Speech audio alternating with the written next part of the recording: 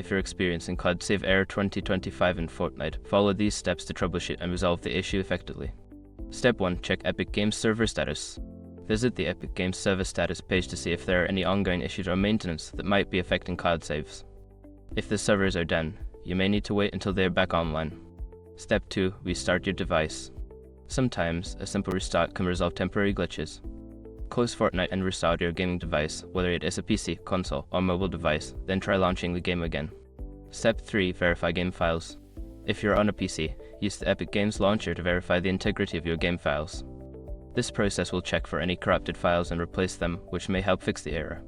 Step 4. Check your internet connection. Ensure that your internet connection is stable and strong. A weak or intermittent connection can lead to issues with cloud saving. You may want to reset your router or switch to a wired connection for better stability. Step 5. Relink your Epic Games account. If the issue persists, try unlinking and then relinking your Epic Games account. Go to your account settings on the Epic Games website, unlink your account from any connected platforms, and then link them again. By following these steps, you should be able to resolve the cloud save error 2025 in Fortnite. If the problem continues, consider reaching out to Epic Games support for further assistance.